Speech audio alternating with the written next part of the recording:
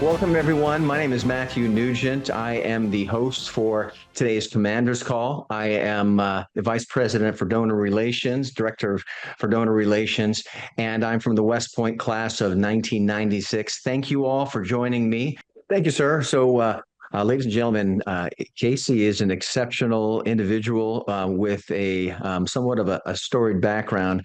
And all of you here, especially if you've been with us a while, he is a reflection of our work. And I said to Casey in agreement, where have you been? And he says, I've been doing this for 16 years. So a little bit about Casey. He's a top keynote speaker and two times TED speaker. Okay. He's a frequent media contributor. I think Fox, Newsmax. He's an agency advisor, an author of the new bestseller, The Red Tsunami, The Silent Storm, Killing Your Freedom. I'll say that again. The Red Tsunami, The Silent Storm, Killing Your Freedom.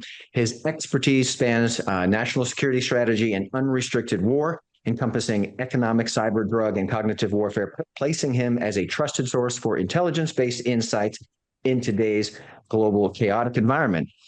Casey is founding director of IBM's early cybersecurity division and director of Deloitte Consulting's Global Risk and Strategy Group. That's a big deal. He also advises senior leadership on Fortune 500 and top government agencies, including a lot of three-letter agencies: Congress, Pentagon, DOJ, FBI, SEC, a special, different commissions, special commissions, select committee on the CCP, the White House, and others. This is no spring chicken. Okay, he told us that he's been on 250 calls like this since he launched his book in December. So we are.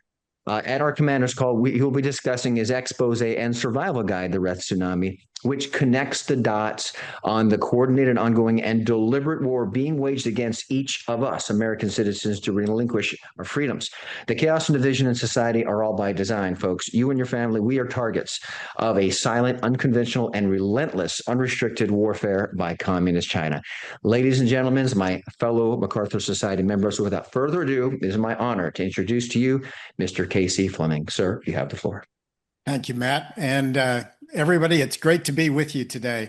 It's a great audience and appreciate getting the message out. Since COVID happened, the American people all knew something was amiss and they all were looking for somebody to stand up and tell the truth. I was one of them. I knew it was going on with my company. We've been around since 2011 because at the time we were all focused on cybersecurity, but nobody was focused, which was basically protecting the perimeter, right? Nobody was focused on the enemy. And we understood that, wow, the enemy is extremely efficient. They're doing a great job and nobody was focused on them. And so we became focused on where all the data was leading us, which ended up being the Chinese Communist Party. We've known this since 2011. All of you know that when you're in a war, you have to become intimate with your enemy. But we all know that the CIA was pretty much decimated in China back in the 2010s. And then whatever resources they had focused on China, they redirected those to the Middle East. So we're still playing catch up. In fact, the CIA is trying to find candidates on LinkedIn that speak Mandarin and so on. And incidentally, so is the CCP, the Russians, the North Koreans, and the rest of the Iranians as well, the rest of our enemies. So ever since COVID, people wanted somebody to step up and tell the truth. Nobody would. I was waiting for somebody to write the book. God knows I never wanted to write the book. But we're part of a global group of over 400 intelligence and subject matter experts. Somehow they elected me poster child. The book is endorsed by over 21 in the book, 21 of these people, and 23 ever since it came out. General Mike Flynn came out and decided he needed to do a review. And then same with General Blaine Holt. They came out after the book was published. So without getting into any more of the big picture, the net of it is the American people have been on the front lines with our enemy. China is the grand master, make no mistake. They are grand master over Russia, Iran, Pakistan, North Korea, Venezuela, drug cartels, and others. And under Iran, the CCP has Iran managing the 6 terrorist organizations. So all this has been done, which is called, most of you know, is unrestricted warfare, that two Chinese colonels out of the Air Force came out and said in 1999, this is how we're going to attack the United States. They saw us with Desert Storm and said, we can't compete with shock and awe. So how else can we whittle these guys down and weaken them from the inside for total takeover? And that's unrestricted warfare. And it's focused on, and it has been focused on every man, woman, and child, and not the military. And if the CCP is completely effective, and they have been up until this point, the military will not be involved. So when the American people hear, that's one of the big disconnects. The American people hear, you're either in peace or you're in war. And if you're in war, your military will protect you. That's what we have learned over history. But what happened is our enemy has expanded this area in the center called the gray zone. And it's basically weakening us by every means possible and necessary. So it kills our will and our ability to fight as individuals, as citizens. And this is the first time the citizens have ever been on the front lines.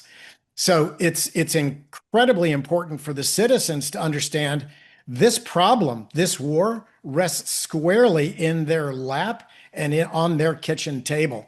And it doesn't rest with the military, respectfully, because it was never targeted to be the military. So that's really what we're focused on. In the book, I cover this thing. I take intelligence down to the street level for every mailbox. And the reason for that is because the American people are on the front lines. And when you're in a war, the people who are fighting that war need intelligence to be able to move forward. So we uncovered a lot of this intelligence, made it in plain speak, and basically made it for everybody's mailbox. So overall, we're getting to the truth. I don't have good news for you. I have a quote that needs to be echoed from the mountaintops. The world will be won or lost within the next 10 years, and it will be sooner than that. When you see the acceleration and the effectiveness of our enemy on the American people, on the Canadians, on the Brits, on the Europeans, even Mexico and Australia, Canada is gone. The UK is gone. Their freedom is done. The Canadian Prime Minister is a CCP friendly, and he's converting Canada to complete CCP for the ultimate takeover by the CCP and the New World Order, which is the globalists and the WEF. So that's really what we're facing. And so they're programmed and pre-programmed to fight any of this information. For years, the far left has been trained on how to diffuse this information by calling those of us speaking about it conspiracy theorists, racists, murderers, all that other kind of stuff. But what they're doing is they're killing our freedom. And our freedom is being killed very significantly. The Chinese call it death by 1,000 cuts. People ask me, how many cuts are they in? And I say they're about 980 cuts in. So the point is, our northern border of Canada is now open to the Chinese Communist Party for a direct walkover at some point. Mexico is also aligned with the Chinese Communist Party. They're about 70% along those lines. Europe, freedom of speech, completely gone.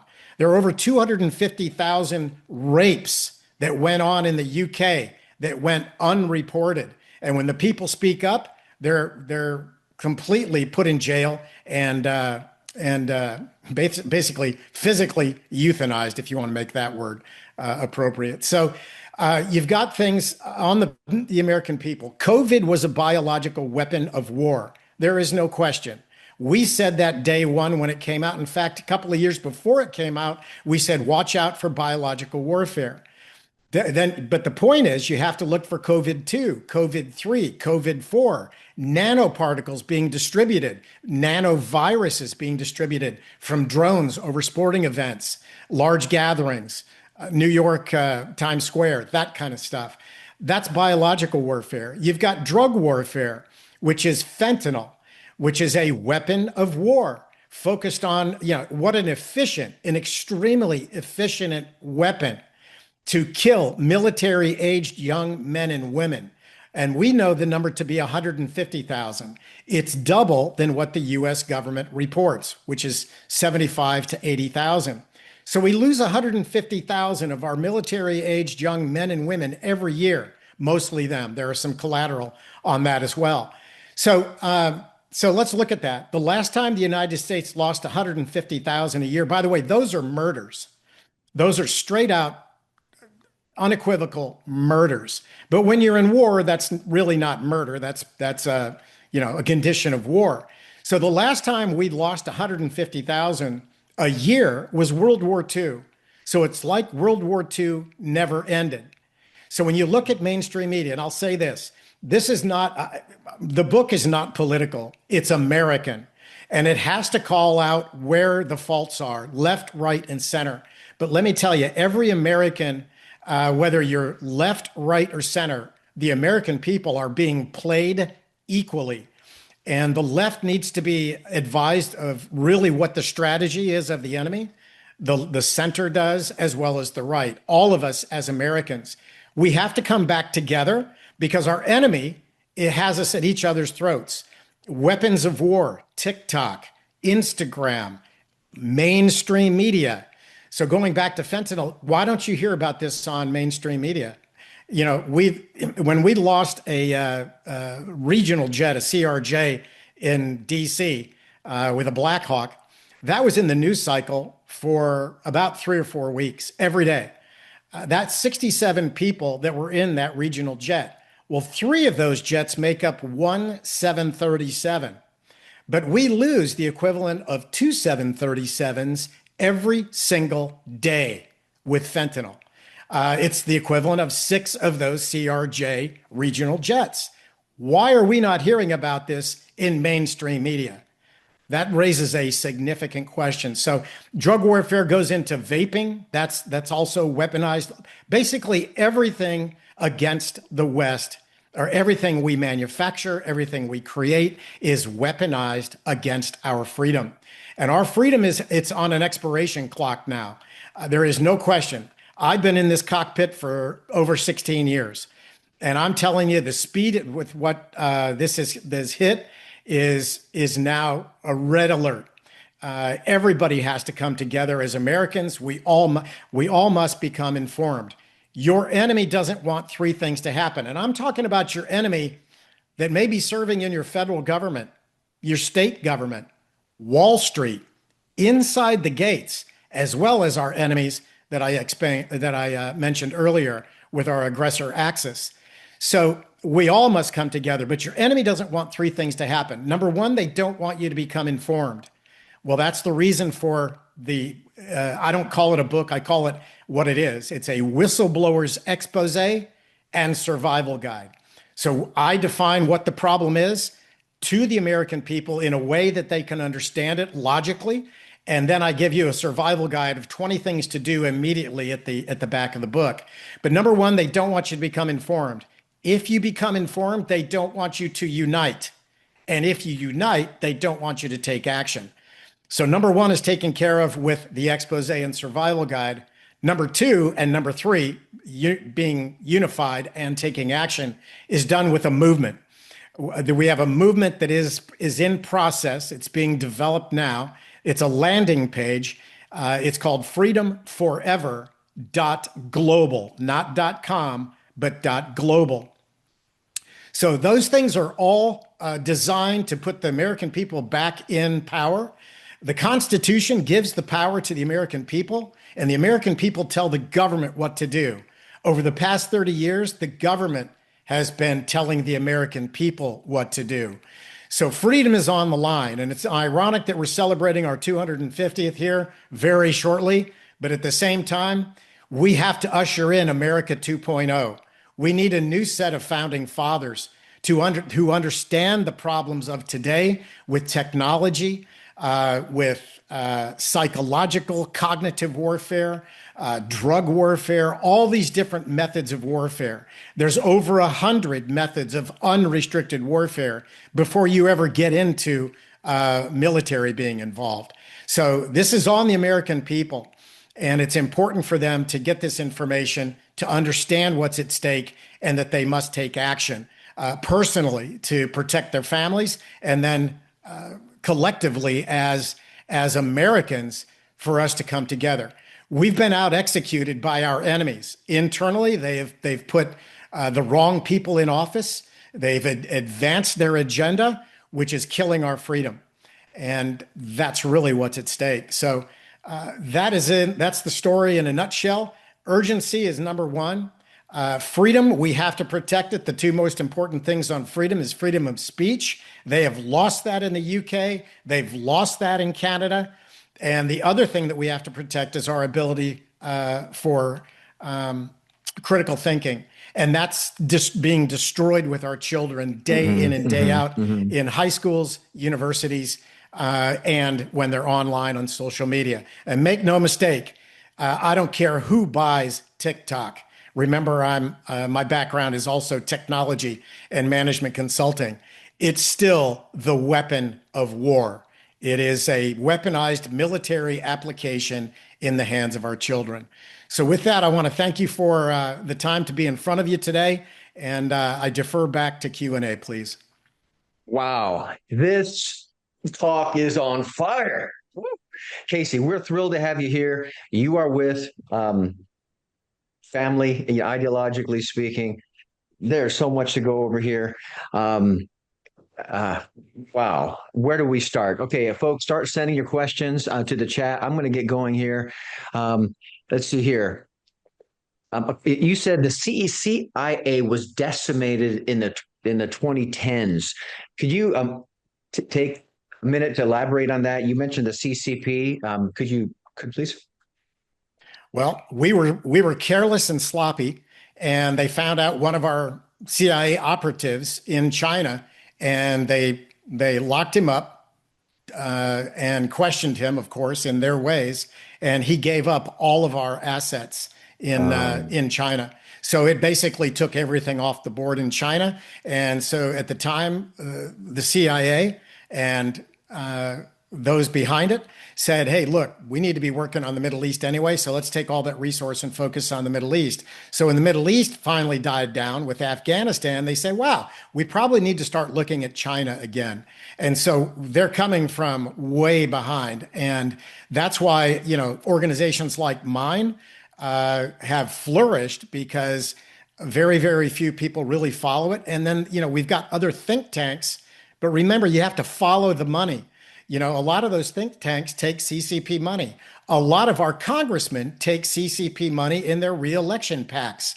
The level of infiltration and subversion will blow this audience's mind of how infiltrated and subverted we are. And I meant that this audience is a very seasoned, serious audience, but it'll even blow your mind when you understand just the level of infiltration and subversion that we have to unwind.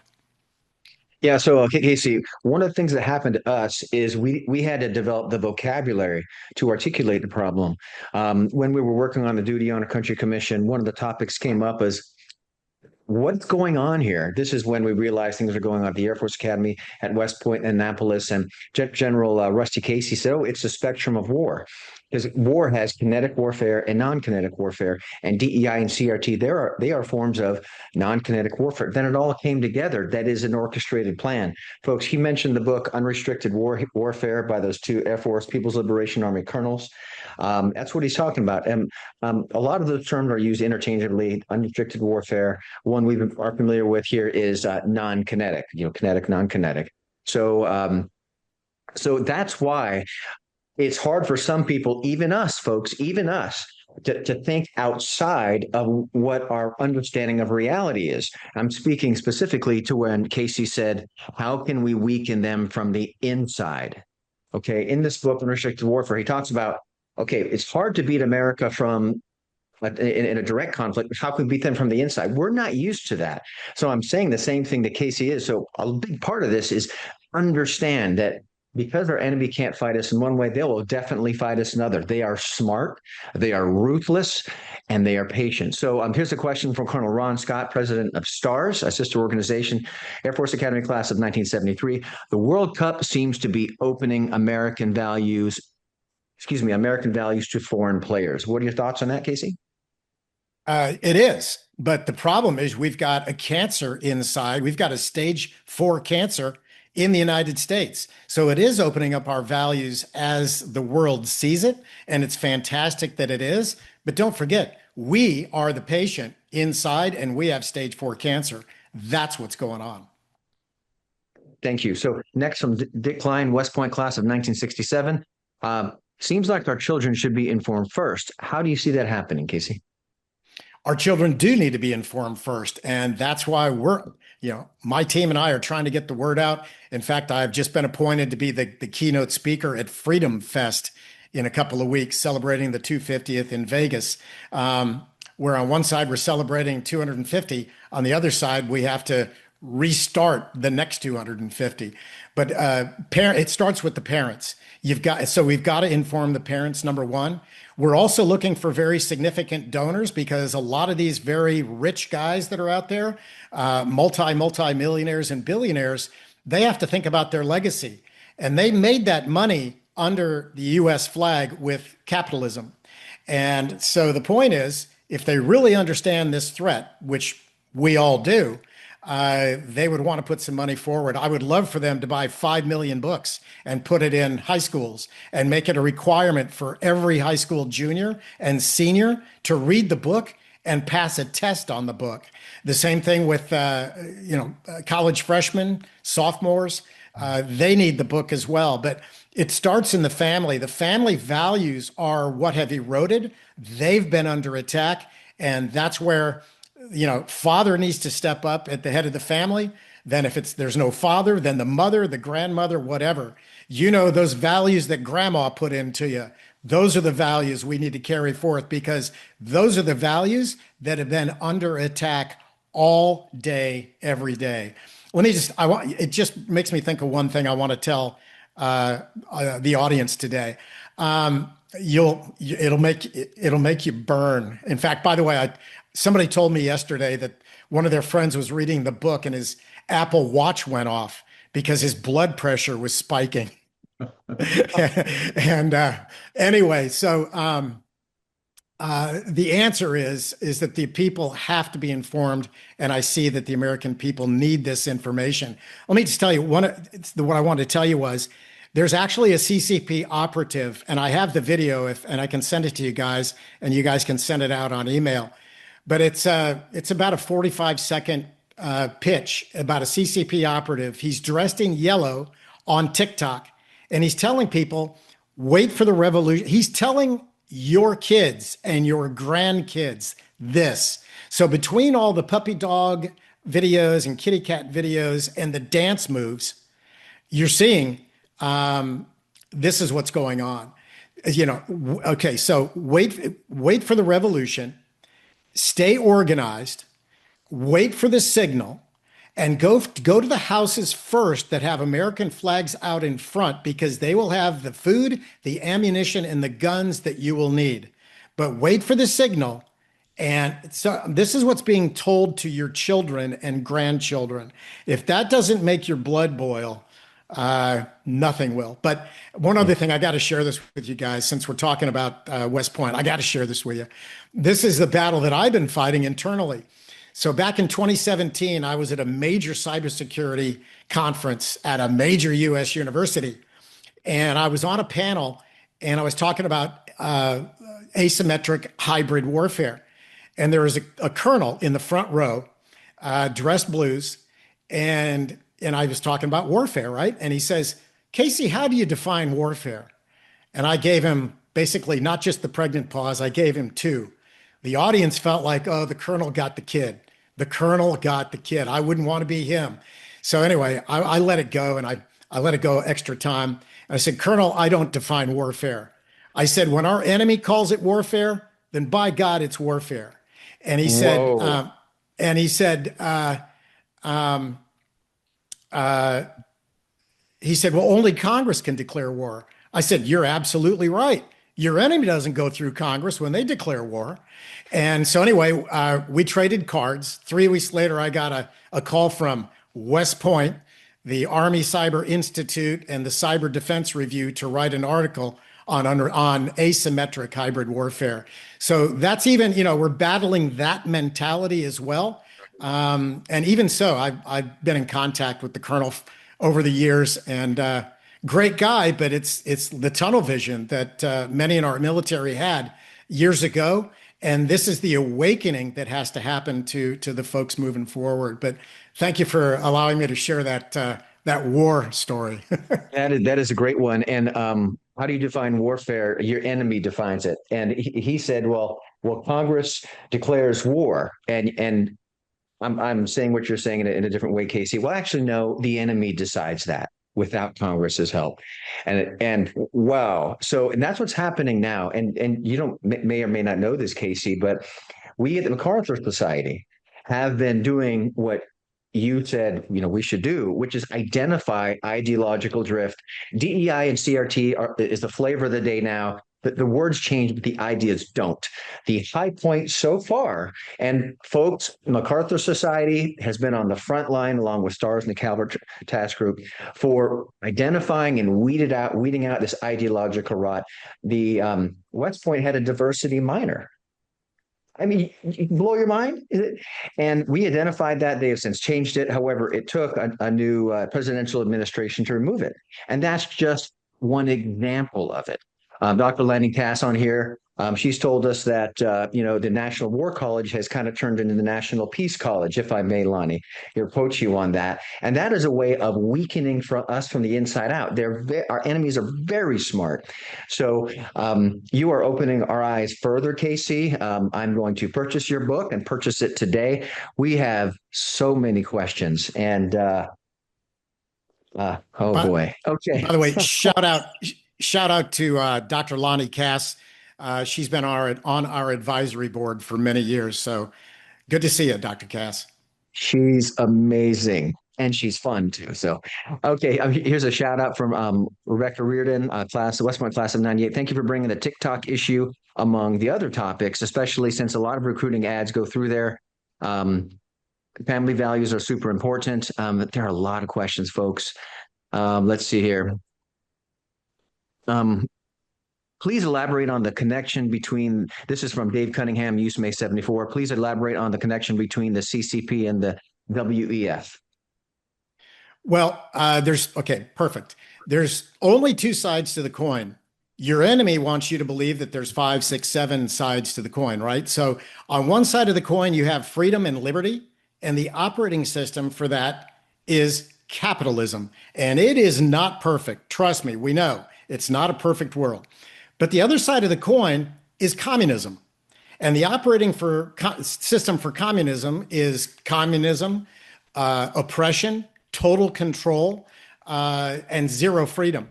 So those are the only two sides to the coin. However, your enemy wants to define that piece of it. So the WEF, for them to succeed, capitalism is a threat to them. For communism to succeed, capitalism and freedom is a threat to them. So they are aligned together because they have to overthrow the current world order that was put forth after World War II. So therefore they have to unseat the United States. But you have to get inside the mind of your enemy. They don't think about, coexisting. This is what they say. We must live.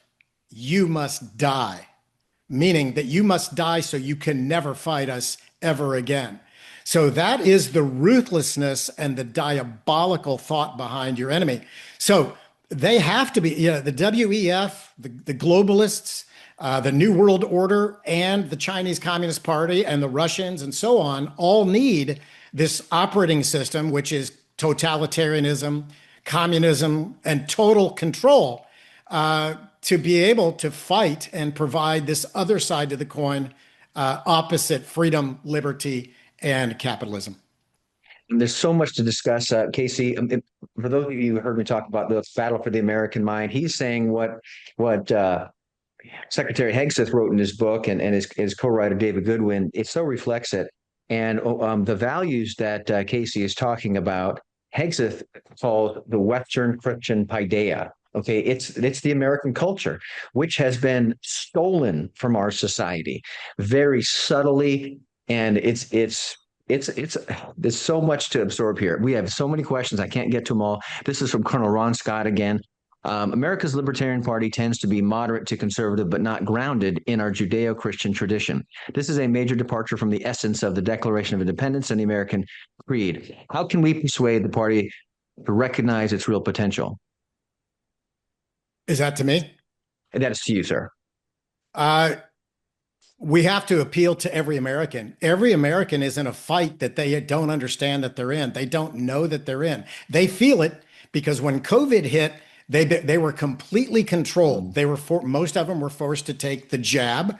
And then immediately after, if you remember correctly, within the next 4 months and 6 months, you had all these programs stacked like clockwork: DEI, critical race theory, defund the police, transgenderism, toxic masculinity, all these different things. Those were all rolled out. Those are nothing more than communist actions. And that's exactly what it is. So the book actually connects all those dots for everyone in a way that that people can actually understand. But the point is, and that's how I wrote the book. In other words, I start with biological warfare because everybody experienced it. Then I go into fentanyl and drug warfare because at 150,000 a year being murdered, every family or extended family has been affected. And in our networks, we know of dozens of kids, because I know I don't look much older than that, but kids are being murdered. So, it's on us to all align, to come together, and I've used also the book, the expose, I used it as a discussion tool. So, get a couple extra books and hand them to your colleagues across the aisle and say, hey, look, I value your opinion. I want you to read this and let's talk when you're done with it. And I've actually heard through reviews and conversations that it brings families together because his daughter went to some extremely liberal college in Minneapolis, and he's more conservative. And I'm hearing a lot of that stuff, that it's bridging the gap where people can come together. Here's the point. We have to become educated. We have to come together as American people, and the American people are on the front lines, which is very, very different from the wars that we fought in the past. Casey, an idea just came to my mind, and this would have to go past to our leadership, but there's so much to discover here and to work on here. You are educating us and giving us more vocabulary to work with, and we're already there with you. So we're there. So I'm thinking of the action mode. I'm just throwing this out there to see if you'd be open to it, but maybe a forum where you and a few other great thinkers like yourself on this topic, where we have a discussion and we talk about, actions in your book, maybe some new actions. It gives different perspectives on the same problem, and it gets more people involved. So we definitely want to have you back. Wanted to know if you'd be open to something like that. Absolutely open to it. Happy to do it. We've got to make this work, guys, or we're out of gas. The countdown clock is moving forward. I will throw out a challenge. Our friends at Stars told me that many of them were buying 10 books to hand them to family, extended family, because of the urgency and so on. So our friends over at the Stars side, I have to issue the friendly challenge that you may want to consider that. You can get bulk order books off of the book website, which is the redtsunami.com. Red Tsunami. Let's put that up in the chat, please, Cindy, the redtsunami.com. And I will tell you this, Casey. Yep. Yeah, I'm sorry. And then the other thing is you go to redtsunami.com//acclaim, and that gives you all the endorsements in the book. redtsunami.com/claim, you said? Acclaim. Acclaim. Okay, so I want to. You said we have to do this. Well, I will tell you this. I am committed to do this because duty, honor, country runs through us, and for our Air Force brethren, service before self. Until I give up the ghost, I am in this fight. Okay. For those of you who are in the fight with me, give me a thumbs up or something on your screen. So that's who we are. We've been doing this for years, including the Calvert Task Group stars a few years before us, who set the standard for us. Thank you, folks. Thank you, Lonnie. So that said, we have 10 more questions we won't get to. We will send those to you. And we are a few minutes behind schedule, but it's worth it. Okay. So as a also Casey, I didn't tell you this, but we appreciate what you do. You're a brother of ours, shoulder to shoulder in this fight. We're going to be sending this to you, this challenge coin, MacArthur Society West Point Graduate Challenge coin, given on behalf, a small token of appreciation on behalf of a grateful organization. And wherever you put this, I don't know if you have hundreds of them, but or on your desk, know that wherever you are, we are there with you, sir. Thank you. This will be coming to you. We'll get that. So thank you, sir. Let's all give him applause. I know we're on mute. Okay.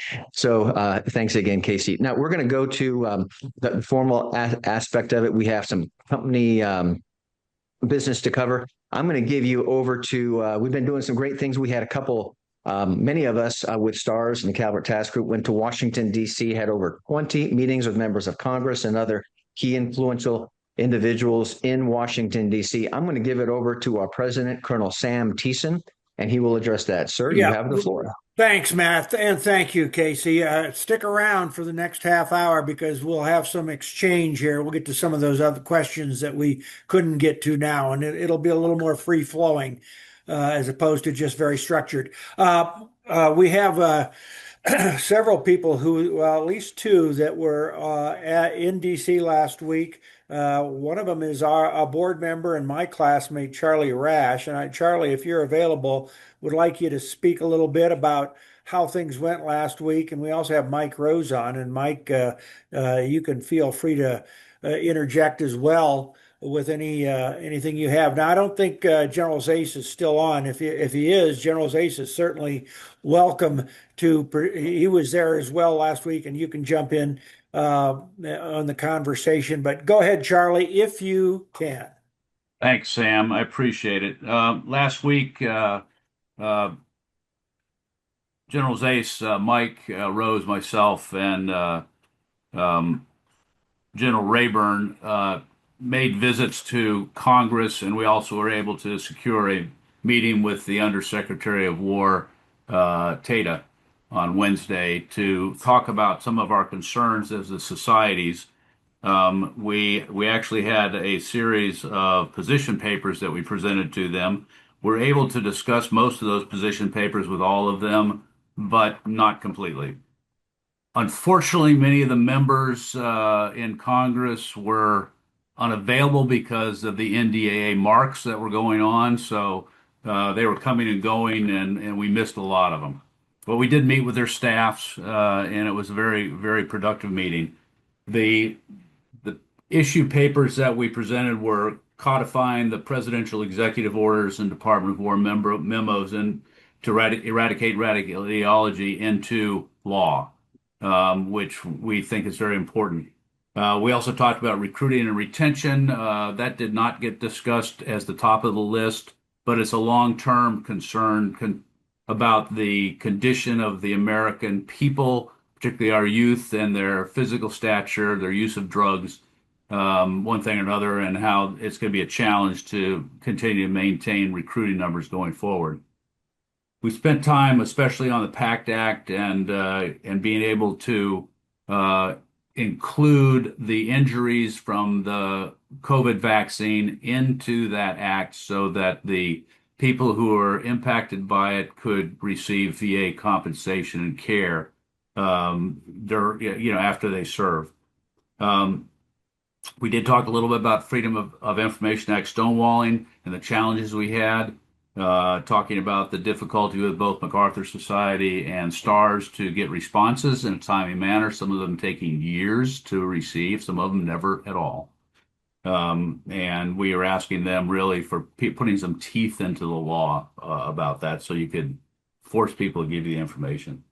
We also spoke about the need for written consent by service members when they are told they need to take a emergency use authorization vaccine, because we know that although the law states for the military that they must give informed consent, most people never gave informed consent because they were never told what the possible downsides were, and they were just kind of marched off to get their shots unless they objected. Of note, about 100,000 people quit the military rather than take the injection, and somewhere in the neighborhood of about 8.5 to 9,000 were kicked out of the military, um, and uh, and so that was a concern to us.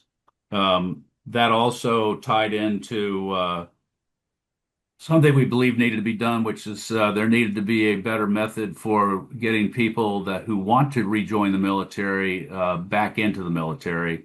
And we learned by talking to the undersecretary that he has done quite a bit to try to change what has been happening, in that the services were moving too slow.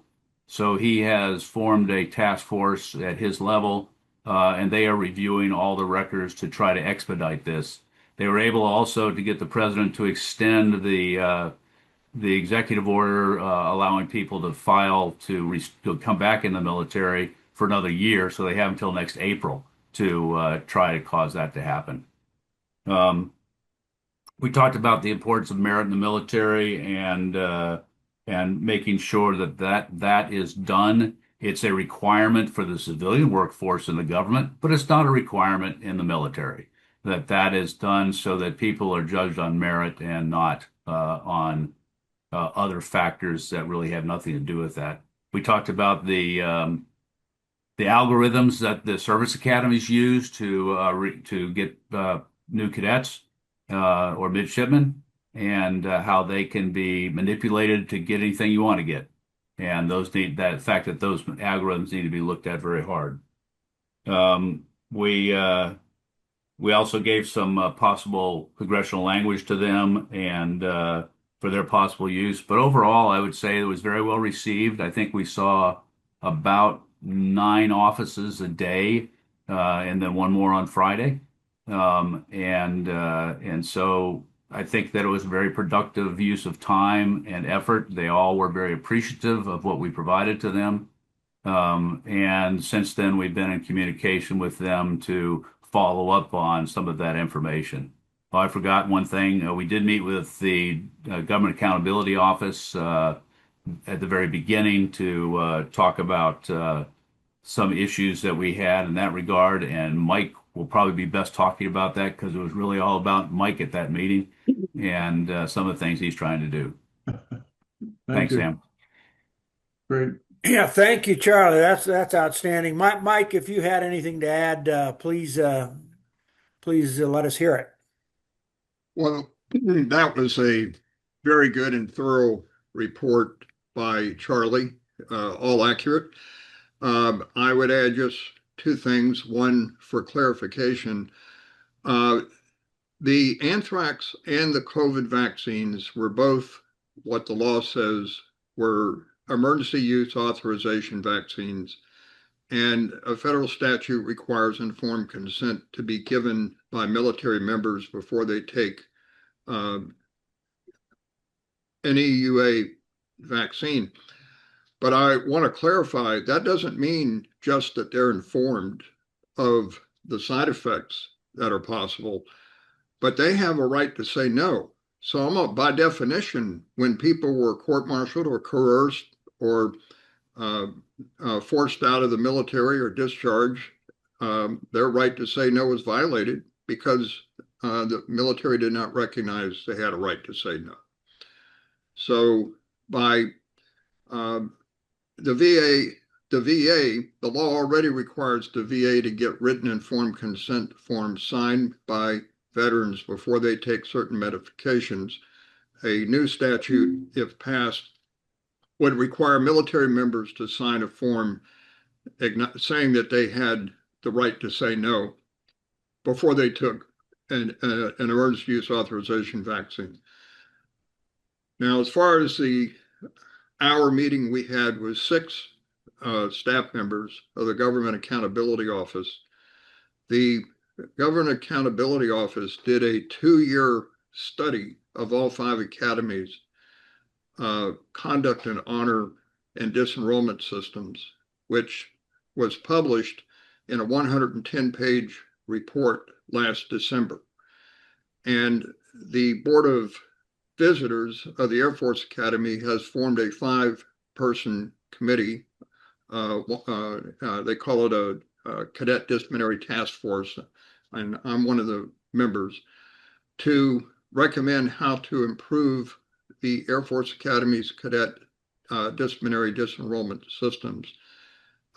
Since the GAO studied this for 2 years and wrote the 110-page report, we on this Board of Visitors Committee want access to their research and their insights and their recommendations. So the purpose of our meeting was to bond with them and persuade them to work with us. And I think that was 100% successful.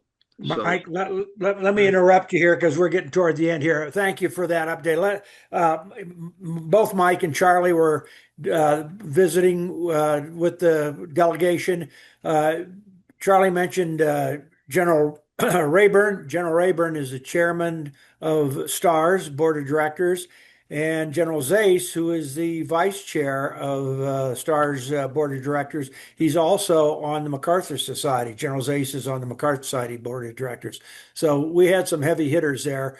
Mike is general counsel for STARS, and it goes back a ways at involvement in military matters, and is a preeminent expert in many of these cases that we're talking about, that he was talking about. And Mike, I'd like to let you go on longer, but I want to throw this to Bill Fletcher, who is our legal counsel for MacArthur Society. He's a class of 74. Bill, are you there? Yes, I am. Can you give us an update on where we stand on the AOG board Sure. applications? Yes. Go ahead. Yes, we have. Is there anybody who's been one of these meetings is aware that we have filed a petition to get a slate of candidates for the AOG, Association of Graduates Board of Directors and Board of Advisors.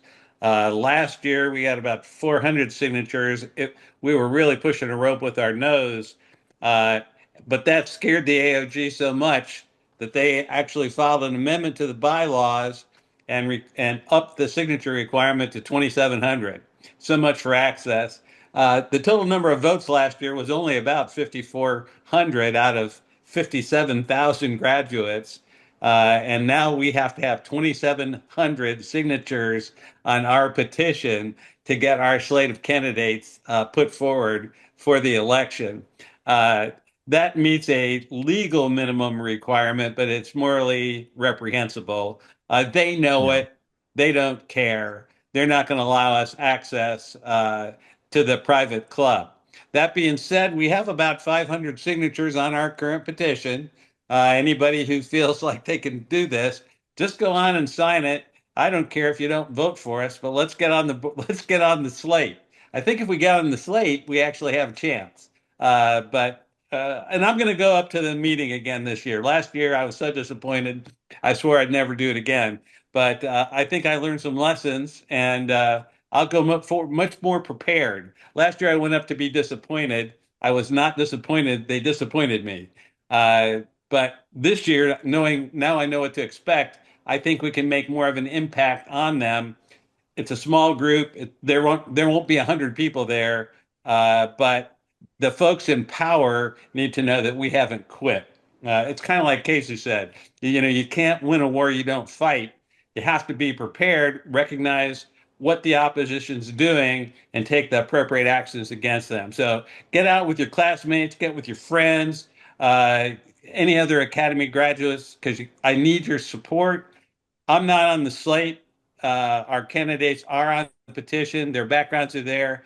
didn't put anybody forward that's not qualified, and they're already pre-approved. Last year that took some time, so I submitted the same slate. So everybody's pre-approved. We just need folks to sign the signature so we can get on the ballot. Back to the COVID stuff very quickly. Also, I've been contacted by two folks who are on the RTF task force. That's the folks to get cadets. This one's to cadets, get cadets back. So former cadets who are either forced out, involuntarily separated, or left under pressure can talk to this task force and see what the remedies might be. I know everybody here would be surprised to find that on the West Point Facebook forum, just posting that got severe backlash. I was attacked personally as well as the whole plan. So, all West Point grads aren't on the same page on this, but you can contact me personally or contact the MacArthur Society. If you have any people that were former cadets who were forced out voluntarily, involuntarily, or actually by the Corps of Cadets under punishments and want to try and see what the remedies are, contact the MacArthur Society or my email, which is also on the MacArthur Society.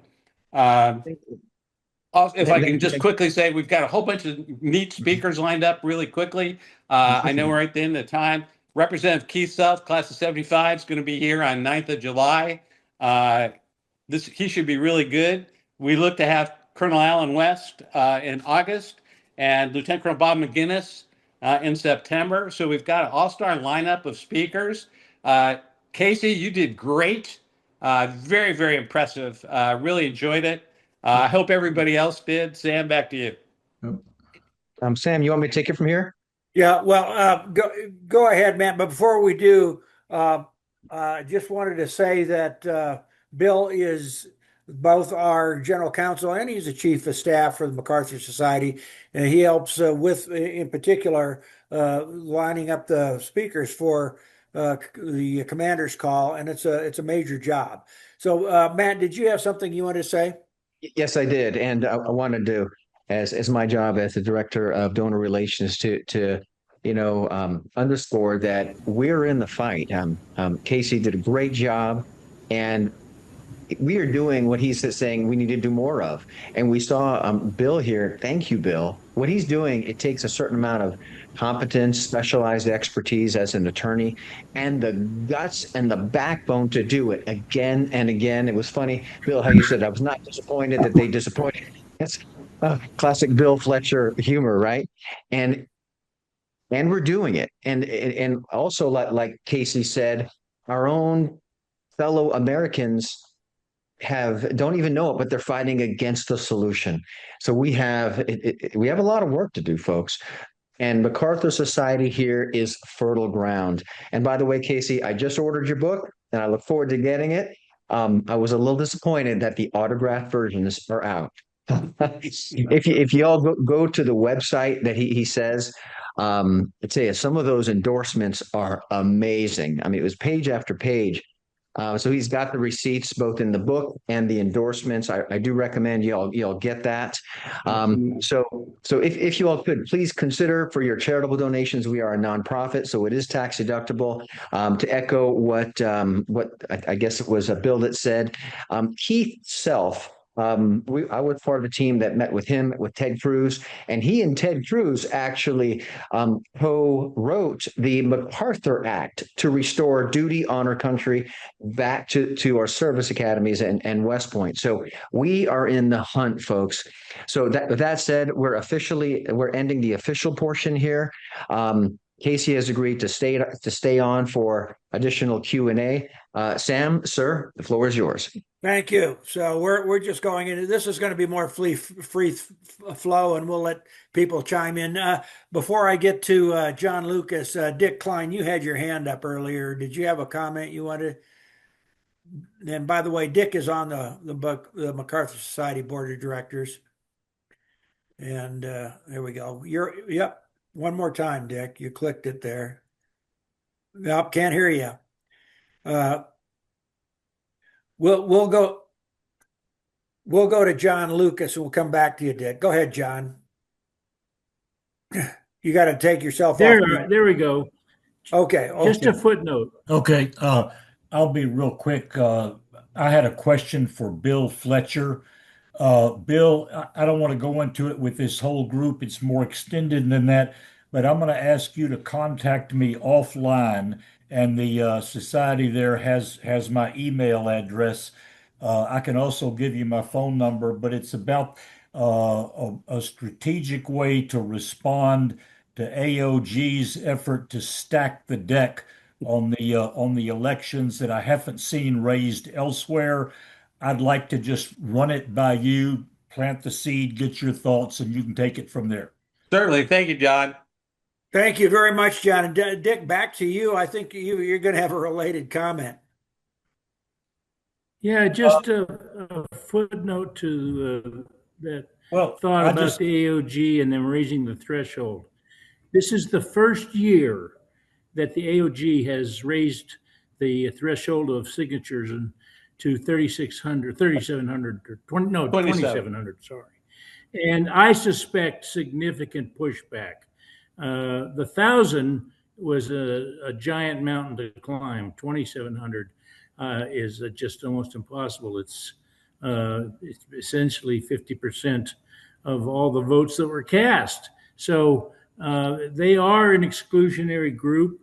They are very clever in the way they cast their rules and their regulations.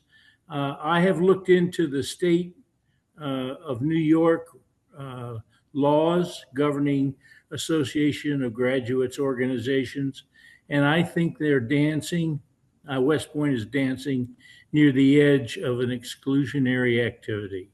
Dick, you might also want to talk with John Lucas, because I think you have a lot in common in your thinking on that. Okay, I'm going to move on now, so we can get to some of the questions that were asked, but we didn't get to them during the formal part. Bill Dewsbury, I don't know if you're still on, but you asked how closely aligned are you? This is to Casey. Casey, how closely aligned are you and Colonel Grant Newsham when China attacks? Very aligned. Grant was an endorsement in the book, and I think we've got a few quotes from him inside the book. Okay, that makes sense.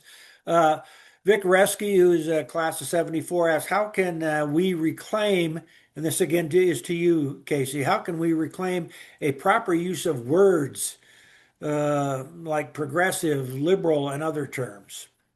Well, we include that glossary in the back of the book. Liberal and progressiveness and progressivism, it's all communism. Democratic socialism, it's communism. They rename all these words. They even call democracy, something different. And so they're renaming all of that. The way to move forward is, here's the point. One thing I didn't mention about this movement, it's for the American people to take their country back. And this movement, I would love to see 50 million Americans in 2 years, 100 million Americans in it after 3 years. That's how we take it back. It's a community. That this movement is really what it's designed to do, is to bring the American people back together, unite, and to take action. And so that's one way to absolutely do it. The book will help for families to take the book and make sure that they're, it's probably a little bit senior for middle schoolers, but certainly juniors and seniors in high school and in college and so on should be reading the book. But the movement is how we take the country back, because if we don't unite and we don't take action, it's the writing is on the wall. Amen. Well, the next question is from Bill Merrill, and it's related to a future speaker that we're going to have regarding the Red-Green Alliance. And Colonel Bill Prince has some experience in that regard, Casey, and he's on the call right now. I'm not going to ask Colonel Prince to say anything unless he wants to, but what would you say about the Red-Green Alliance? That's Bill Merrill's question. Can you elaborate? I don't have a lot on the Red Green Alliance. I don't have a lot of detail on it, so I don't have any answer on it. Yeah. That's, I can't know everything, but I've not heard of the Red Green Alliance, so I can't comment. Never have either. Yep. And Colonel Prince has. So, Bill, do you have anything you want to add on that? I Yeah, mean, that was Pat. Oh, I'm sorry, Bill Prince. Yeah. Yeah. Sorry. Yeah, I'm on. I have been actually for a number of years researching this alliance between radical Islam and the left in America. I find it a fascinating subject, and most recently a very strong tie-in with the Chinese Communist Party. So this goes right along with what Casey was talking about. The Chinese Communist Party is manipulating both radical Islam and the left in the U.S. And if you follow the money, you look at people like Neville Roy Singham and his wife, co-founder of Code Pink, Jody Evans. I mean, George Soros. These people are extraordinarily well networked. They're extraordinarily well financed. And I've been doing quite a bit of public speaking on that. And so I'm hoping to twist Sam's arm at some point and allow me to speak to the group. And thanks a lot, Sam. Hey, certainly, Bill. There won't be any arm twisting. That's just going to happen. But for those of you who don't know, Bill preceded General Valley as president of the organization, and he was the one that really got us going on these commanders calls. So thank you, Bill. This is a major membership effort and something that MacArthur Society is going to definitely continue to do. Certainly, General Valley continued it, and I will too. Dr. Cass notes that the TikTok in China is a lot different than it is here. Over here, we get a lot of crazy, people dancing and twirling around and it's more or less an entertainment thing. In China, she says it promotes patriotism. Would you agree with that, Casey? I'm going to guess you do. 100%. Let me answer the Red Green Alliance now that he explained it. I have not heard it stated as Red Green Alliance, but he's absolutely correct. Radical Islam is following the same methodology as the Chinese Communist Party. They are aligned. I just haven't heard it as the Red Green Alliance. So yes, that is an absolute threat. It's one of my main slides. I actually show you, and I can send it to the group. I show you all of this aggressor axis. And the last thing on that axis is radical Islam and Sharia law, by the way, as well, completely replacing US law everywhere. In fact, there are 18 cities under Sharia law now in the United States. So if that doesn't make your blood boil, that should as well. Yes, TikTok in China is remember, everything is totalitarian. Everything is controlled. They've got more surveillance cameras than the rest of the world combined. They're using USAI to screen everybody and keep them absolutely under control. And so this app, you're supposed to be on this app, TikTok in China under a different name. So it increases your social credit score in China. The more you worship the head of the state, the more your and you worship the Chinese Communist Party, the more that goes up, and the more your social credit score goes up. But it's all the things that we want, honor your family, honor the elderly, get more STEM education, compete in math competitions, everything that you would expect to be in the and some entertainment, but it's all approved by the Chinese Communist Party and the totalitarian regime. In the United States, it's killing your kids' critical thinking. It is completely changing their values to Chinese values. Currently on TikTok, it's telling you how to be more Chinese. Start your day with Chinese tea. Your parents and you need to be using and playing mahjong, which is an ancient Chinese game. So it's replacing American culture with Chinese culture. Very different in China. They're certainly not replacing American culture there. So I can't sell US apps to be put on Chinese phones. Why in the heck are we allowing Chinese communist apps to be put on our phones? You know, I can't buy land in China. Why do we allow them to buy land outside of our military bases and water plants and so on? Back to you, sir. Thank you very much, Casey. That's eye-opening. You know, and I will just say that just about every time I get on the phone or get on my news feed here, I'm getting an ad to download TikTok on my phone, and I just keep rejecting it. But I'm sure, you know, kids, you know, eat it up, and then we've got to get rid of it. It's crazy. I'm going to go on to another question here from my classmate, Mark Gerner, who is also a board member, MacArthur Society board member. He points out a 8-page article in The Economist that covers the new kind of warfare. And his question is, what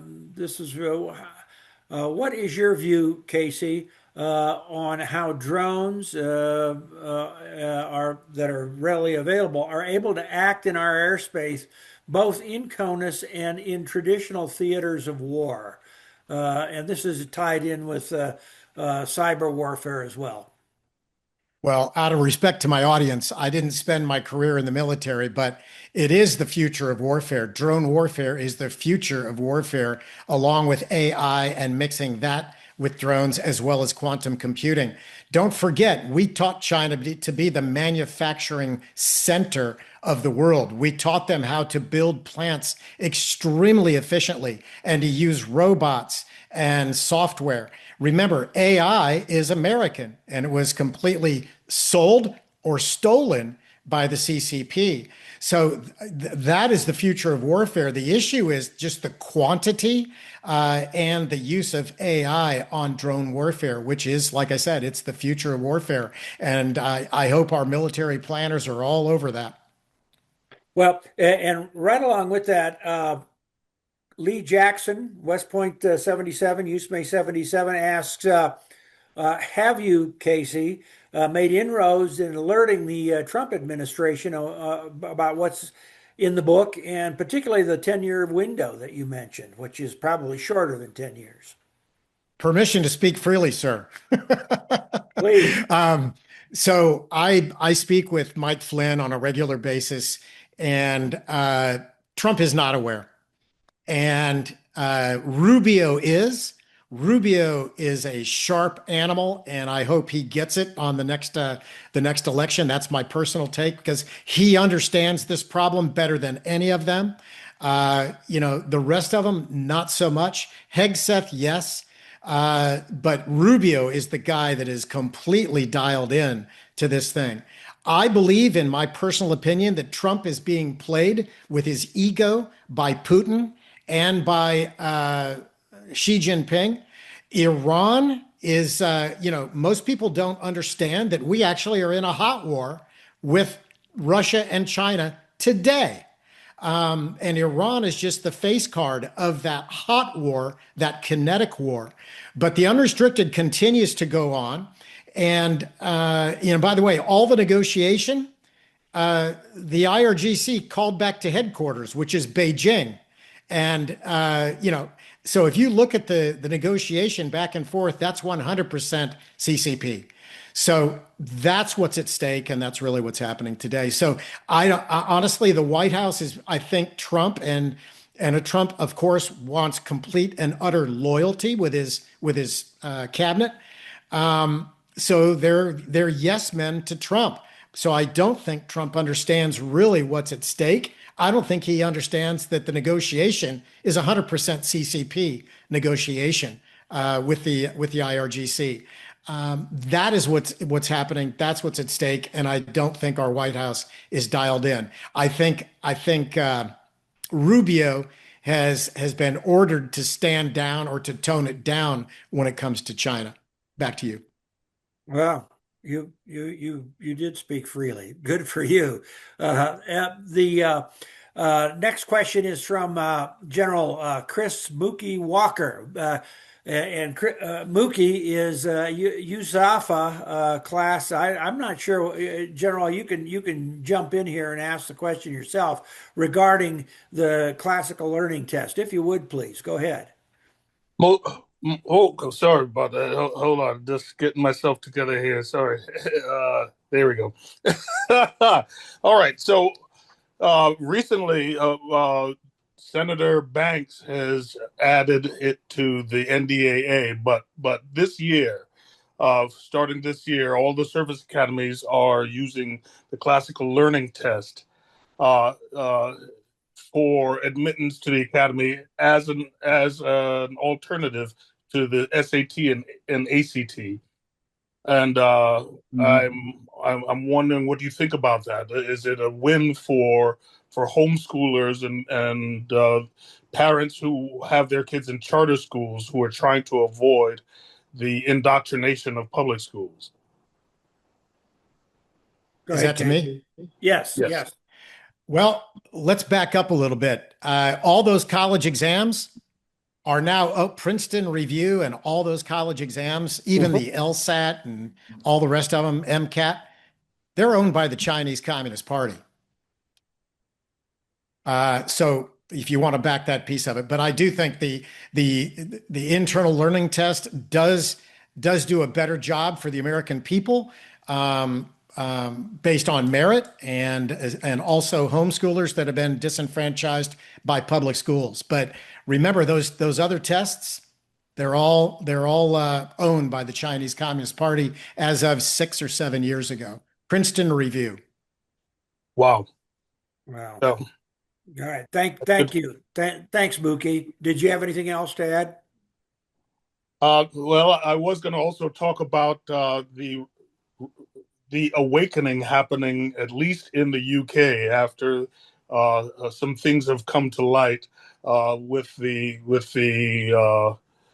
grooming rape gangs. The people are starting to awaken, and Sweden also has changed laws so to make it easier to deport some of these migrants. So, do you see a turnaround happening in Europe? Not a turnaround yet. I hope it, I wish it was a wholesale turnaround, but it's not. These are embers. These are burning embers that we hope that the fire will get started. There have been years and years of this progressivism in Europe and in Canada, throughout the world to extinguish freedom. And it's going to take it's a lot of scar tissue has been built up by the enemy. And, it's going to take a hell of a lot of sacrifice on the rest of us to move this thing forward. I mentioned that I'm part of, and my firm is part of a group of over 400 global intelligence and subject matter experts. Our guys in the UK and in Canada basically said, we're done. We're hoping like hell that the United States wins this thing. You guys have the Constitution. We have nothing like that. And they're saying, we're hoping you guys win this thing and you come back and save us. That's absolutely the truth at the highest levels of the Canadian government and intelligence, as well as UK government and intelligence. By the way, I've got a request. I have a 26-year-old son who wants to serve his country. He wants to go to U.S. Space Force. He has a degree from Texas A&M, so he'd go in on the officer side. But if anybody's got contact, I'd like to get him into U.S. Space Force. I think we've got a contact for you. Thanks, Casey. Lonnie, you have your hand up. Go ahead and jump in here and add. Yeah, really quickly, just to reinforce Casey's point, with whom we negotiated the Iran deal, it was mediated by China's best friend, Pakistan, which also betrayed us regarding Afghanistan. I believe Casey will agree to that. Well, 100%. Don't forget, Pakistan, was the quote neutral zone where the negotiations took place. But you also remember early on, I said this aggressor alliance, this aggressor axis, has the CCP at the center, at the top. Under that, China, Russia, Iran, Pakistan, North Korea, Venezuela. Drug cartels are a significant partner of the Chinese Communist Party. They do money laundering. The illicit fentanyl capital of the world is Wuhan, China, and ship it directly to the western coast of Mexico, southwestern coast, called Michoacan, to use those networks as well. But all of this is interrelated. Everything, 90% of what you're seeing in the news relates to unrestricted warfare. Minneapolis, no Kings protests. Somebody mentioned, Neville Roy Singham and his wife with Code Pink. I mean, all of this stuff is absolutely part and parcel and related to unrestricted warfare. Wow. Dick Klein, you have your hand up? Go ahead, Dick. Yes, I do. Casey, thanks.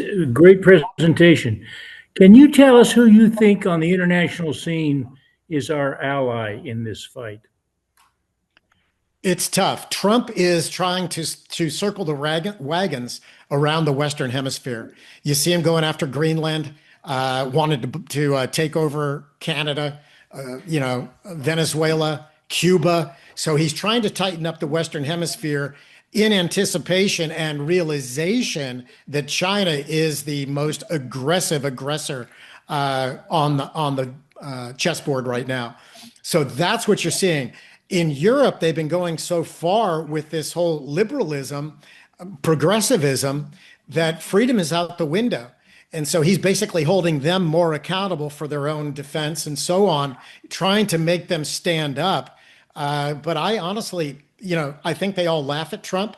I think that they don't respect Trump because they are progressives and liberals. So any of the main, Starmer, total communist shill. Same thing with our Canadian PM, total communist shill. So I don't think we have strong representation or strong allies in Europe. They certainly weren't behind the Iran attack, the Iran war.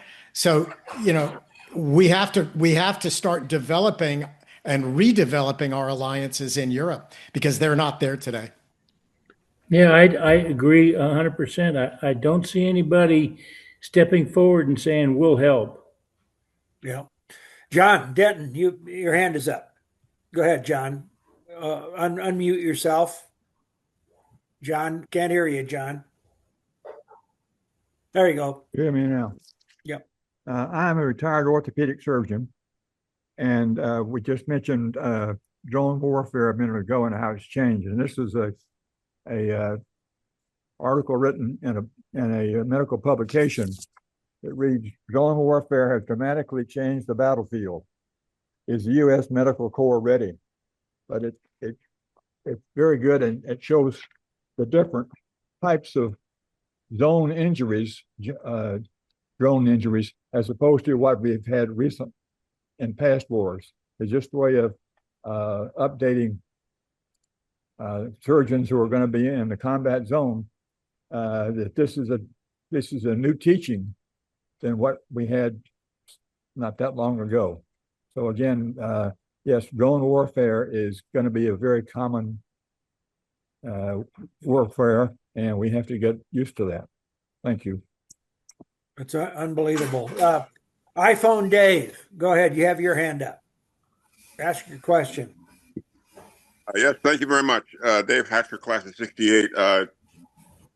Some friends of mine, and I think one of my classmates, John Dotson, is trying to get on. He's a little bit better informed than I am, but their estimates of the numbers of PLA troops inside the United States now is up to tens of thousands, up to close to 100,000 perhaps. I just wanted to see what Casey's thought on that is, and whether or not he subscribes to the theory that the CCP wants to hollow out the United States because they really love the infrastructure and want to exploit the infrastructure without all of us crazy Americans.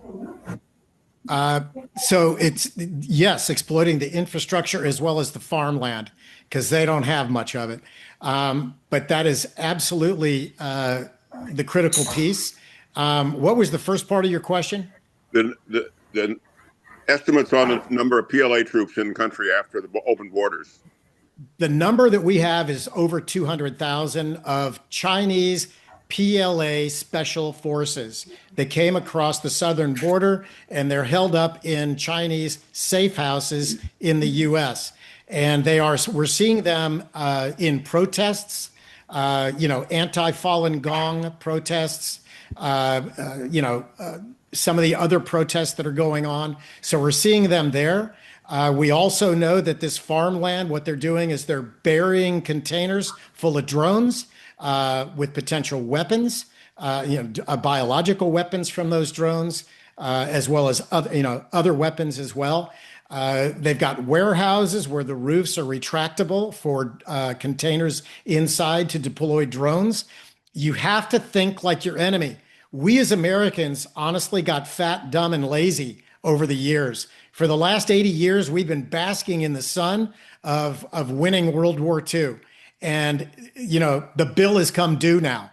The bill has come due to this generation. We must awaken, we must fight, and we must move forward.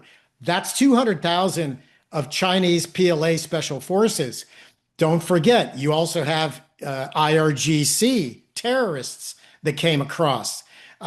So we are in such a world of hurt as Americans, because honestly, we've all become asleep at the wheel.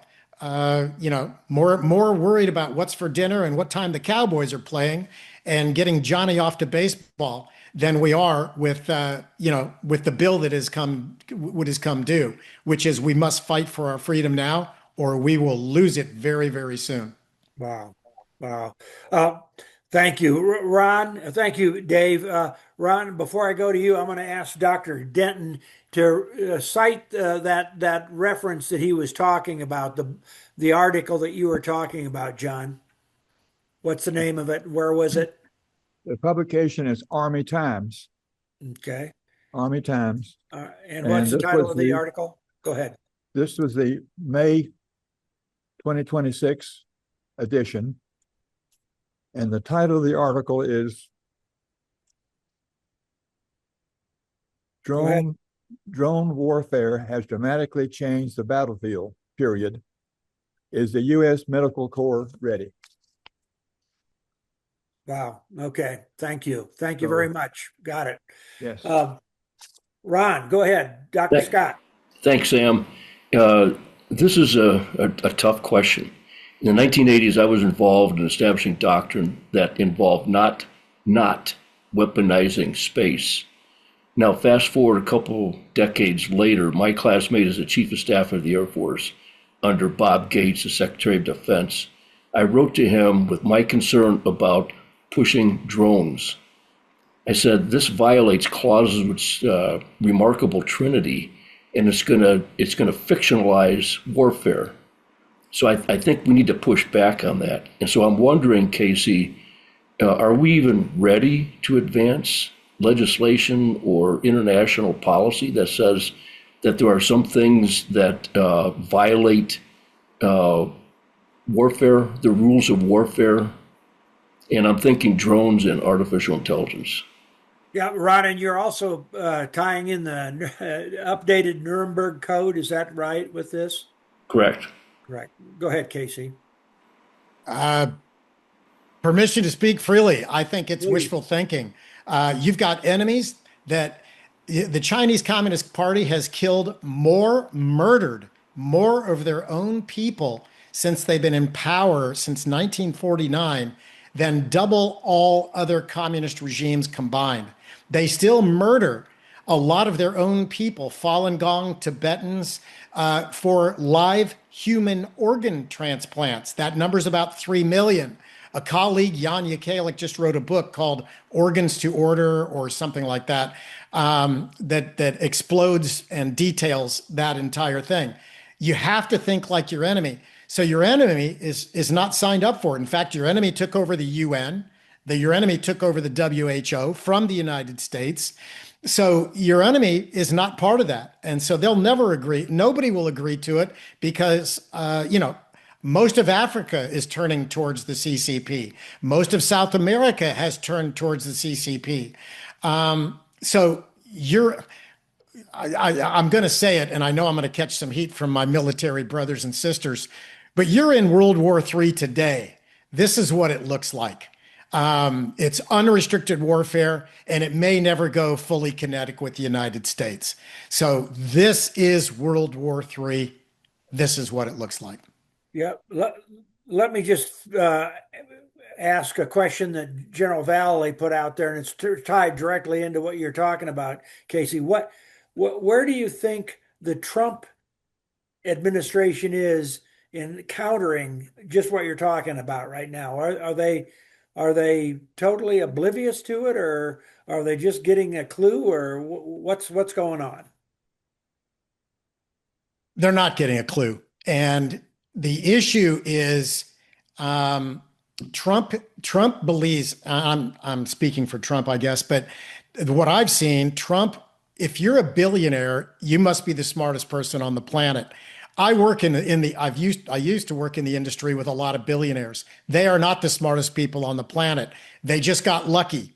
So the point is, he puts a lot of power and control on these quote, tech bros. And the tech bros are all about making money, total domination, total control, and all the power in the elite. That's why I wrote the book.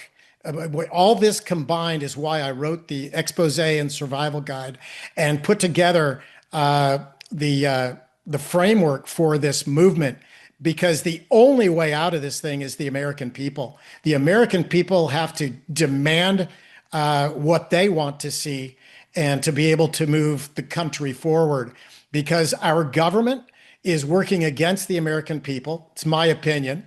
They are, because if you see the stuff coming out of the government, they're not focused on what needs to be happening.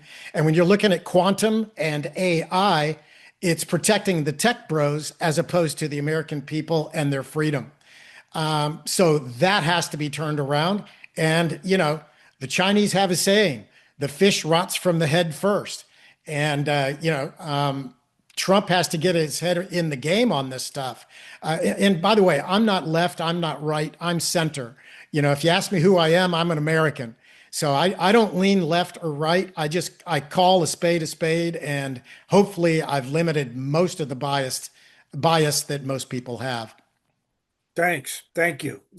It's always refreshing to get, upfront, honest, right off the bat, not partisan. And there you go. I'm going to ask a question that by Fred Bothwell. I don't know if Fred's still on, class of 62, but he's talking. His question is about the influence of campaign finance and donors, and I'm going to combine it with a question that I had. How much influence is China playing in our elections and the elections of our allies? Extreme. First of all, I've been in front of 350 CEOs, and some CEO got really belligerent with me, and he says, "Well, Casey, how can the Chinese be so damn good at this internet and this hacking and this kind of stuff?" I said, "Well, I don't know, but I can guarantee you it's not that their kids are sitting next to our kids in internet security and computer classes and so on. In fact, we have college presidents patting themselves on the back that the Chinese communist kids pay full tilt on tuition, and so that they're extremely profitable versus American kids where they have to give scholarships and discounts to and so on. So everything. I hate to say it, and I'm an optimistic person, but a lot of stuff's broken. And that's one of the reasons I kind of connected the dots and put together this thing. Like I said, when people ask me to just speak truthfully, it is your government puts you in this position and I'm speaking to the American people, and it's your job to get yourself out. Nobody's coming to save your bacon but you. Yep. Yeah. I mean, it makes the hair stand up in the back of my head when you neck when you say that, but it's so true. Need the truth right up front. Clara Lopez asks, we're 6 years after the COVID-2 came into the world. Why is it we don't hear, and I think you just answered it, but maybe you can go a little bit farther. Why don't we hear any more about this and the role that the CCP played in it? Why has it just kind of been bottled up by the media? Mainstream media is completely compromised, and they're part of the takeover. Mainstream media. People ask me, well, who can I go to? I recommend the Epoch Times, and their TV station is called NTD. Newsmax does a good job of getting to the truth, but they gloss over Trump way too much. They're political. Epoch Times is not political to the degree that Newsmax is. There's another newsletter called Gatestone Institute. They do a good job of kind of reporting what the news is. And the other one is FDD. The Foundation for Defense of Democracies. They do a good job. But mainstream media, get your family, your friends, your colleagues off of mainstream media. They're being propagandized. And if they're watching it, they're part of the problem. They're not part of the solution. Thank you. Well, Casey, we're down to half of what we started out with here. So, and we've gone an hour and 45 minutes, which is a good 15 minutes longer than we usually do. I'm going to ask anyone that has a question to raise their hand before we sign off here, because this is fascinating. We're going to have you on again, Casey. Just to see, just kind of as a progress report down the road. So, keep that in mind. Any further questions? There are a few that have been forwarded to me. Mark Gerner, you had your hand up. Lilani, go ahead, ask your question. More a comment than a question, and I think both Casey and Mike Flynn will agree with me. This is also time to rethink our policy of deliberately pushing Russia into China's embrace. Russia is our only major ally against China, as is India. Thank you. Say that again, please. Go ahead. Go ahead, Casey. Casey got me. Yeah, Dr. Cass, Lonnie. Yes. Why is Trump pushing and forcing Russia to partner with the Chinese Communist Party? Because long term, Russia is our only ally. She's 100% correct. If you understand any communist regime, especially the CCP, understand who it is. They are a very dark, diabolical regime. They're not evil. They're a level above evil in the way that they think. And I just described how they treat their people and so on. And by the way, if they treat their people that way, what do you think they think of the American people and our kids and so on? So the point is, Lenin said it best. He says, anybody who advances the cause of communism are useful idiots. And so the point is, when Russia facilitates China, when they're sitting across the room from each other and it's just the two of them left, they'll put a bullet through Russia, which means a war, of course. So the point is, Russia's just facilitating the CCP because the CCP will never coexist with anyone. They believe that they ran the world for 2,300 years. It is their right and their destiny. The last century, starting with the Opium Wars of 1850, ending with the Americans having to kick the Japanese out in 1945. So that 100 years they refer to as the century of great humiliation. But it is their rightful destiny to control the world for the next 2,300 years. And with that, and we're talking about COVID-2, COVID-3, the next versions of COVID and the viruses are meant to ethnically cleanse. The two races that are going to be protected are the Han Chinese and the Ashkenazi Jews. That's what we understand from all the intelligence that's baked up. All other, if you're Caucasian or you're Black or you're Hispanic, you're less than human. And you either will be slaves to the Chinese Communist Party or you'll just be murdered. So that's what we're up against. So if people are worried about what time the cowboys are coming on, this is where their thoughts, this is the war that's on them today. And that's why this conversation is so important. Thank you. This is Mark, and thanks for asking for my input. It occurred to me as we're speaking, and I'm not throwing any ice on your argument, sir, on Casey's argument. But what you might be up against here without knowing it, and maybe you can get out of the head of the problem with the right intellectuals, and I mean that, intellectuals involved in this. All over this country, you have cities that are famous for their Chinatowns. New York City, San Francisco, you could go on and on. You also have a very, so that's one side of the argument.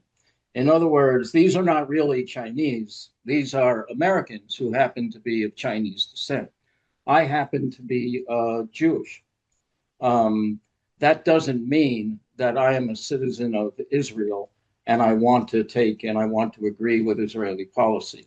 It does mean that I am very proud to be an American. That kind of attitude has been absolutely AWOL in terms of this country in the past so many years when it comes to Islam. My humble idea is that somebody much more intelligent and much more read than I am should begin a campaign of alliances through what Mr. Fleming is proposing and work with Chinese people in America who are definitely on the inside of American technology, for one thing. There's another part before I close out that it would be, I happen to have served as 4 years in Korea as the chief of Army war plans. 4 years, not 2. When you look into the detailed history of the Korean War, you can look it up in terms of movies.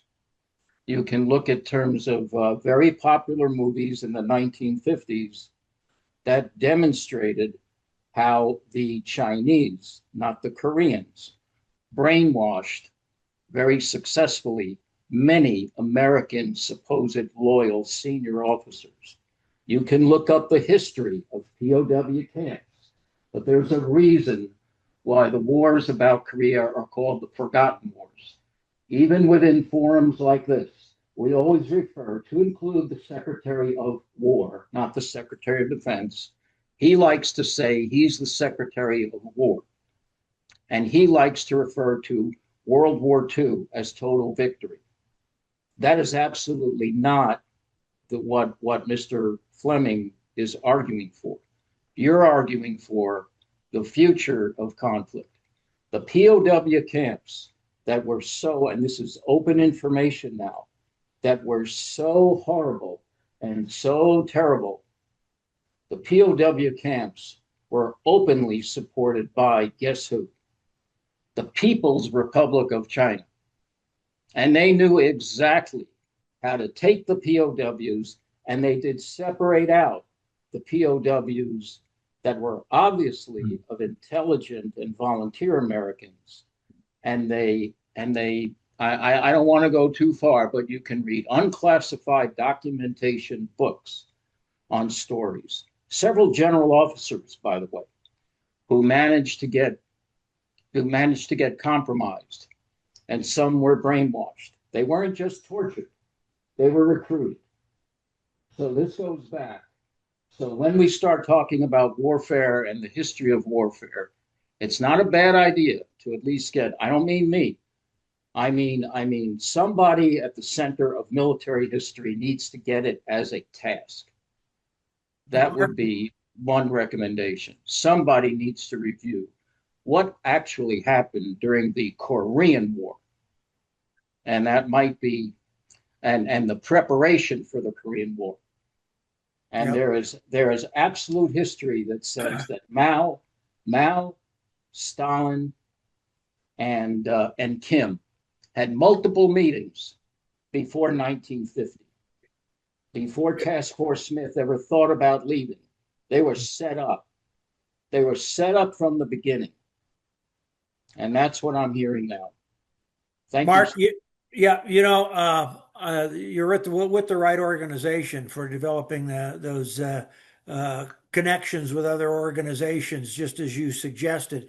And I think you just described the plot behind the Manchurian Candidate, the movie some years ago, and it makes it a little more realistic. Martha, you have your hand up and had it up for a while. Go ahead. Thank you. I realize there are two parts to what I want to say is that in the early 2000s, my late husband and I went to China where he spoke at graduation ceremonies of students from Arizona State University. And I was thinking, oh, great, young kids, and how wonderful, we're educating people. Well, it turned out both in Beijing and Shanghai, they were all government employees, and didn't really hit me in a big way until a few years back. I was driving along the freeway and I saw a big billboard that said Arizona State University, the New American University. And I thought, we were so fooled. I got home and I said, if he had said New America, we might have gotten it. But New American, he was telling the truth of what he was doing at Arizona State. And I felt in many ways awful to be such a part of it and being so naive. And so the wool pulled over our eyes. The other part is, thank you, Casey. I bought books for all my grandchildren and family. Now, I realize that some of them will not read books. So I'm wondering, and you're one person and you do have people supporting you, is there a way, like we have done with the American Creed, to be able to have some short videos that we can be able to show to families, to groups, or direct them to online that they might be able to watch the points like we have today? Yes.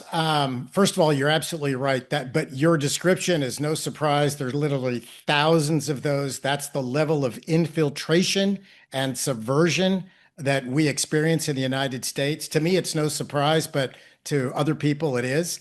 This is just another Thursday in my book. But yes, as far as the shorts, I've done over 250 interviews since the book came out in January. So there are a lot of good interviews that are out there. But then also in 2 weeks, I will be keynote speaker at Freedom Fest in Vegas for the 250th celebration.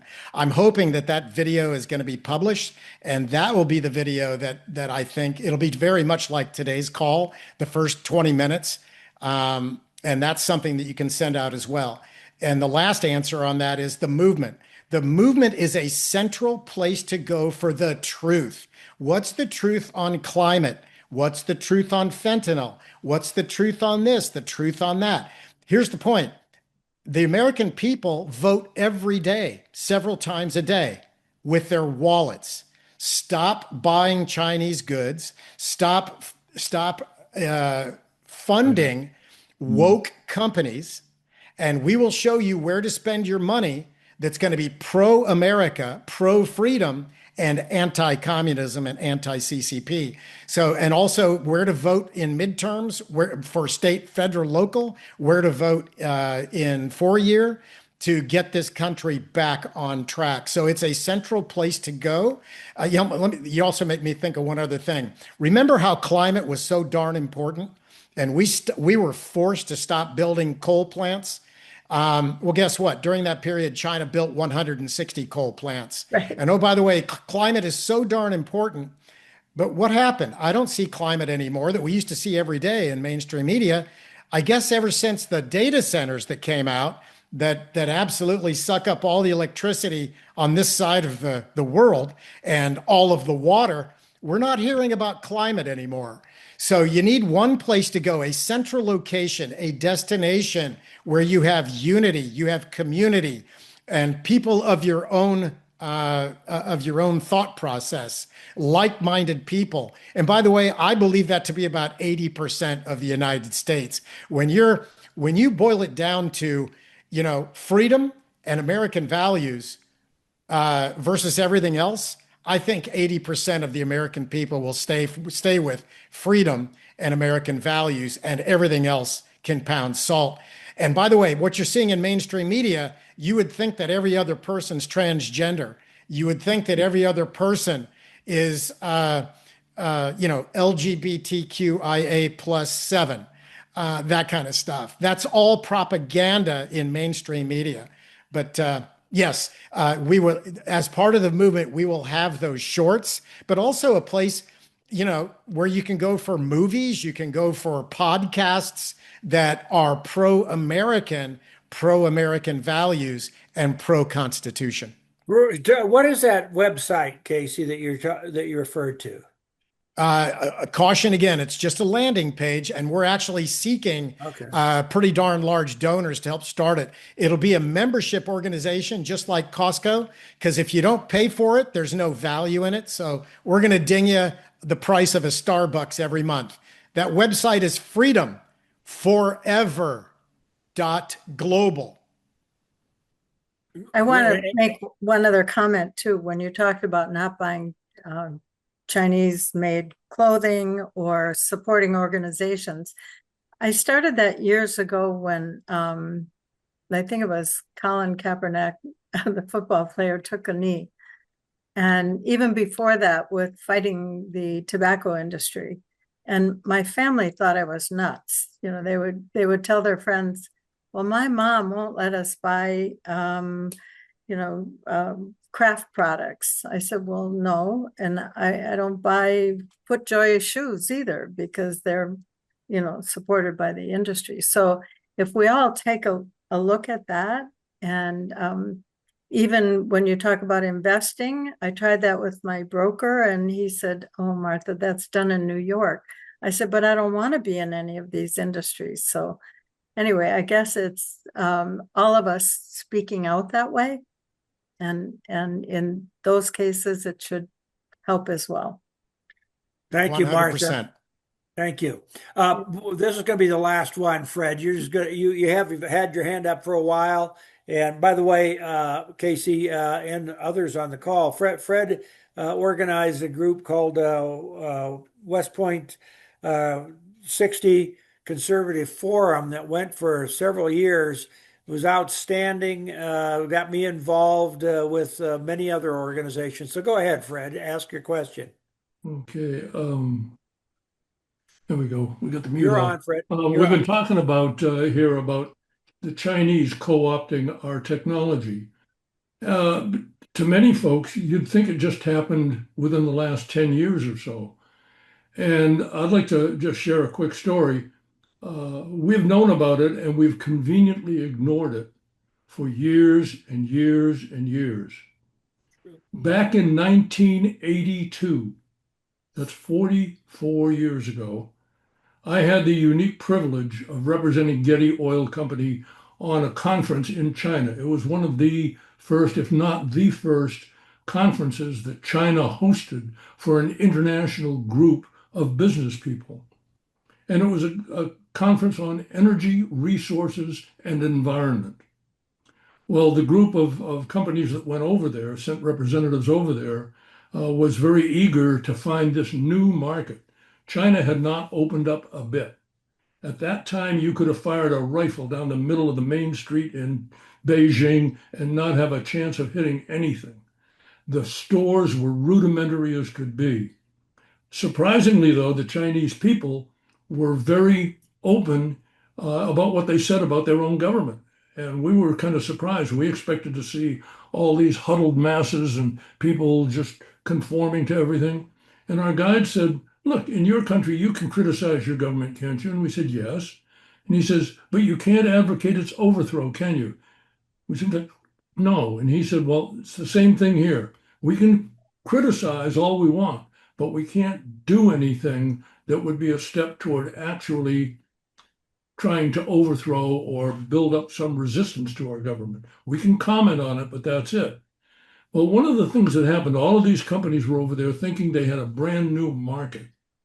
We found out, much to our surprise, that China only had three things. They had no money whatsoever. They had three things. They had coal, unbelievable amounts, unlimited amounts of coal. And as you mentioned, Casey, they're developing coal plants still to this day and have been at a regular pace for the last 40 years. They've got coal plants all over the place in China. The second thing they had was hydropower. And this conference I went to was just before the building of the Three Gorges Dam. As a matter of fact, they showed us very proud movies of trying to dump big rocks into the Yangtze River to try and get the water to stop flowing. And the rocks, which probably weighed 5 tons apiece, would just swept down the river because it was so powerful. That's how rudimentary things were. The third thing that they had was people, unlimited supplies of people. There were no cars on the main street, but one block off the main street on either side, there was a flow of bicycles. There were millions and millions of bicycles. Well, now that's kind of reversed. We thought we were all going to have a big market over there. The Chinese were extremely interested in what we had to say, extremely interested in our products, extremely interested. They took copious notes. They asked unbelievable numbers of questions. We found out when we got home and continued the correspondence with our Chinese contacts over there, all of a sudden the contacts just kind of dried up. And the Chinese had taken that information. As soon as they got enough information to work on, they put it to use and they reverse engineered every single thing that we were all trying to sell them. Now, I was in a very unique business of a new technology that recovered methane gas from landfills, purified it to generate electricity and use it as an energy source. I had been with the company that built the very first one in the world. Now there are several hundred in the US and there are several hundred in other parts of the world. But the Chinese all of a sudden started to develop them on their own. They knew what was happening. They did a little bit of trial and error, but used a lot of copying of American engineering. And they ended up the same as they have with all these other technologies, copying, reverse engineering, producing it on their own with cheap, almost no cost labor that they have an unlimited supply and the energy that they have in an unlimited supply. And we did not know enough to recognize that 44 years ago. And right now we're paying the price big time. If we had even taken 20 years to counter this and start doing something about it, we would not be in the shape we're in right now. But we've waited not 20, not 30, but more than 40 years, and we are way, way, way behind the power curve. I don't see any way realistically where we can catch up in a reasonable amount of time. It's going to take a massive effort for us to do it. We got to get smart real quick. Let's hope we can get smart. Casey, you have any comment on that? No, he's 100% accurate. Everything he said is 100% accurate. The only difference is, I'll expand upon it, is they have an insatiable thirst for the theft of intellectual property. And remember, our economy is built, and the free world's economy is built on innovation. So they back in the day, they couldn't develop anything. They couldn't develop a light bulb. The only thing they developed was paper and gunpowder. So they've been the fantastic pirates. If you remember back in the day, everybody would buy knockoff. Well, some of the women would buy knockoff purses and these knockoffs from China. You could get movies that were supposed to come out in 2 weeks, but somebody sat in the audience, some Chinese operative in the audience, and took video of it and then put it out to be pirated. So this is the way that they think. But the issue is when they take over this technology, they actually corner the market for that industry, and they take that industry back over to communist China to power the communist regime and the communist plan. And so what happens is, for example, let's take a Boeing 737, 800, 900, same thing as an Airbus 321.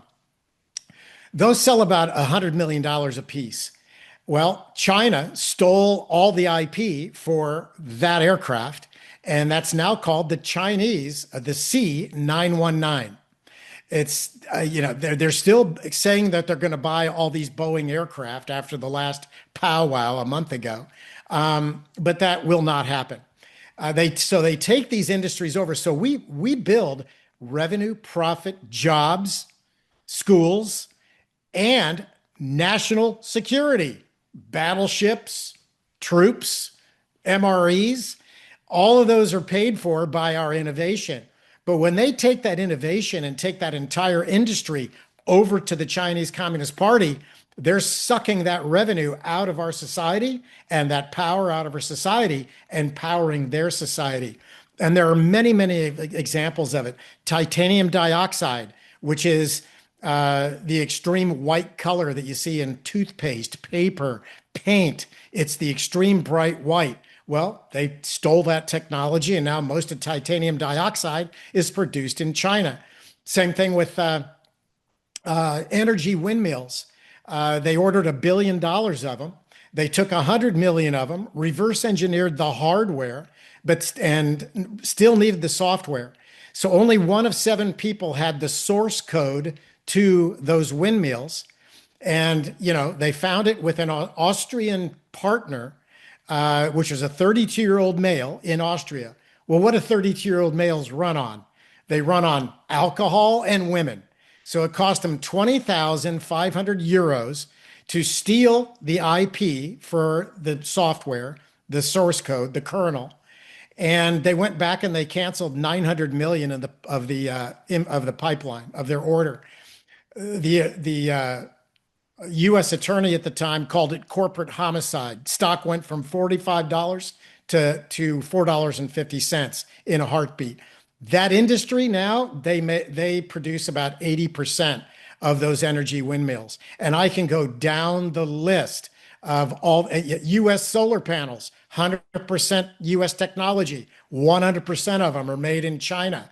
So, and by the way, they're getting ready to do it with cars. It's called BYD.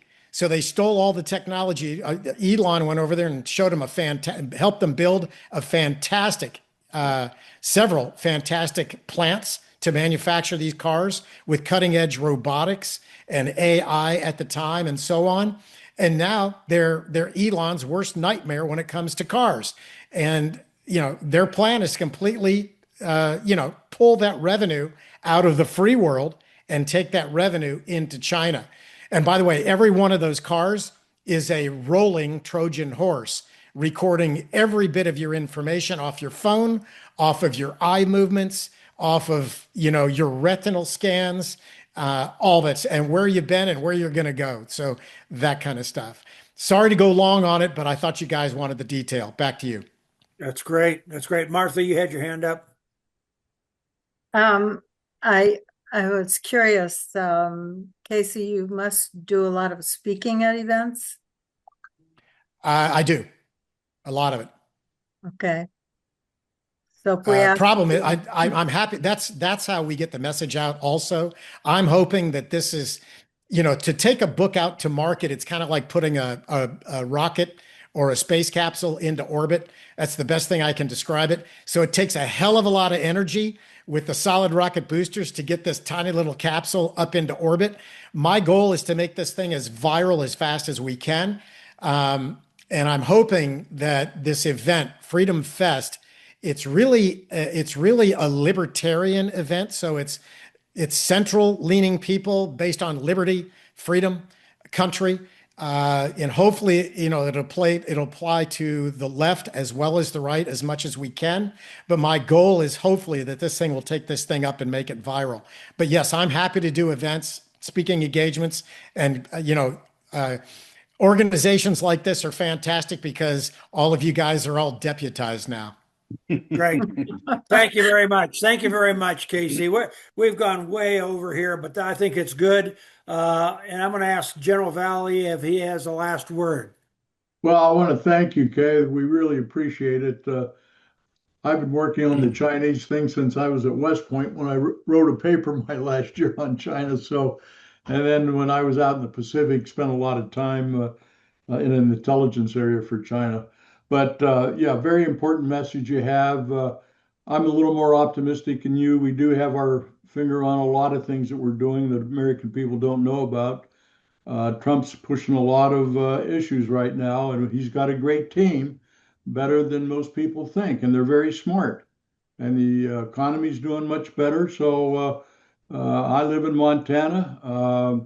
We only have like 6 or 7 rogue states. Most of the states in the United States are doing very well and have a good attitude and aren't putting up with all this left-wing crap that you see in the East Coast and West Coast states. But your message is so good, and I appreciate it. Thank you for taking the time, and thank everybody else for joining us. Very, very well done.